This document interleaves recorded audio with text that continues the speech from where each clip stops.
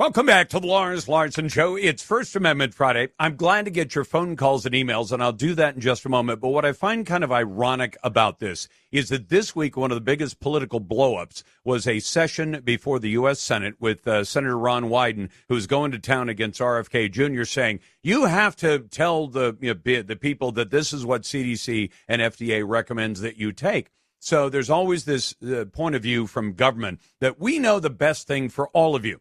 Except, what would you think if you learned this? The FDA has blocked 69 life-saving drugs that Canadians have had for decades, including treatments for Parkinson's and cancer. Are the bureaucrats deciding who lives and who dies in America, and why is that happening? Bautista Vivanco joins me now, who's a health policy researcher based in Washington, D.C. Mr. Vivanco, welcome to the program. Thank you for having me. So tell me this, why are those drugs blocked from America? Let's start with the simple stuff first.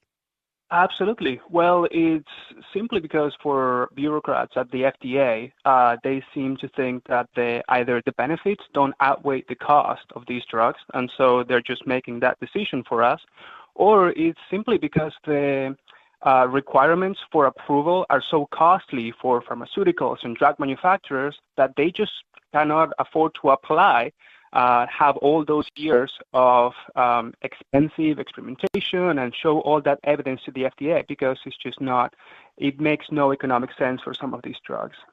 Well, let me ask you something. In Canada, I know that socialized medicine, one of the downsides of it, and then one of the reasons I don't like socialized medicine, is that the government ends up deciding this is not worth the cost, and we're not going to let people have it. But in America, when you have private insurance and people who can pay for drugs out of their own pocket, if they're actually pushed to that extent, should cost be any consideration for the FDA?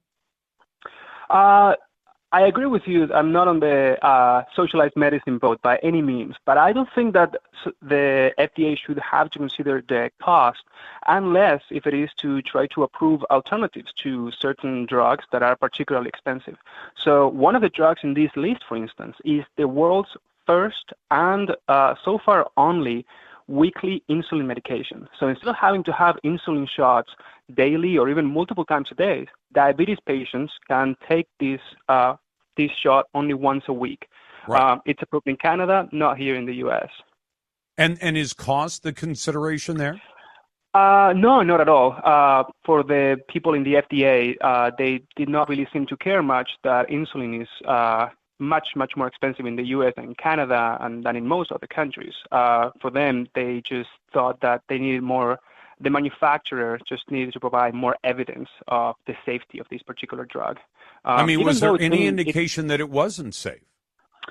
So it seems to me that the problem that these had is that some of the data showed that there could be some spikes in the glucose of the blood of the people taking this drug. But ultimately, the people taking it should be doing that under the recommendation of their doctor. So right.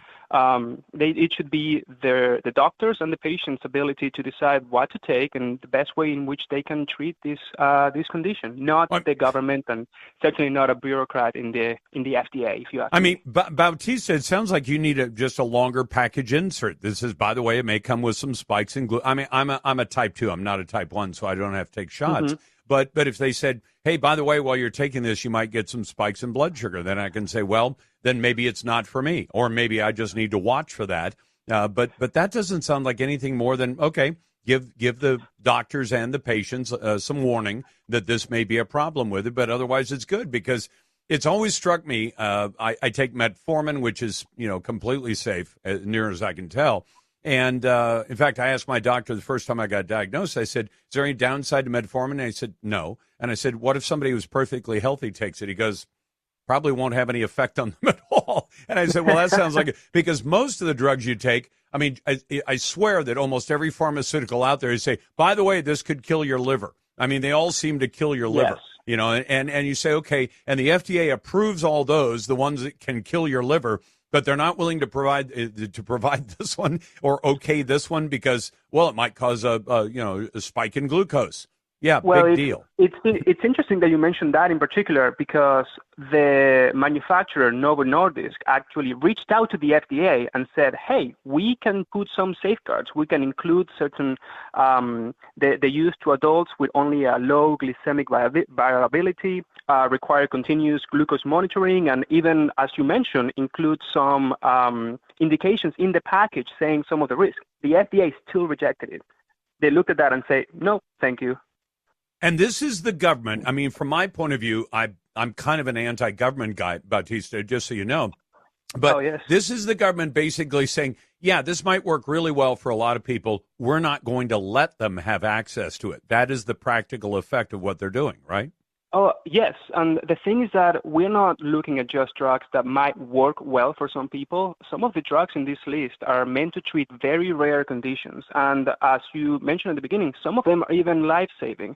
So it's honestly heartbreaking that people need not just a doctor's prescription to obtain the medicines they need. They need a passport because they might need to be required to go to Canada to obtain these products. And in fact, can you go to Canada? I mean, I know there's some drugs you can buy in Canada and bring back across the border. What happens to you if you go to Canada and as a tourist and you pick up some levodopa or you pick up some of these other things? Are you allowed to bring them back across the border? I think that depends on the drug because some of them are a little more restricted than others. So it's I'd say check with your doctor and with your any friend of yours that works in the as a border patrol. Your favorite immigration lawyer or ICE lawyer or something like that? Yes, okay, yes. I want you to tell my audience about levodopa, if I'm saying that right. Yes, you're pronouncing that correctly. And what is it? So that is a drug that is taken for people that have Parkinson's disease. And it has been proven particularly helpful in Canada. It has been approved there for over, I think almost it's been 25 years. Right? Yes, it's been a really long time, and so it has a really long track record. It's particularly safe, yet it still remains blocked in the United States by the FDA. Now, what I want to bring your audience to attention is not necessarily this one, but another one that is called domperidone. This one is also a drug that is used particularly for patients of Parkinson's that experience nausea, because it's very, very, one of the most common side effects of anti-nausea medications is tremors or spasms, and you do not want that with someone with Parkinson's.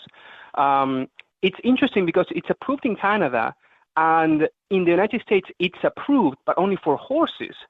So if you're a horse, you can take this drug. It's FDA approved. Bautista, I'm up against the clock, but maybe people need to identify as a horse because that's popular these days too. That's Bautista Vivanco.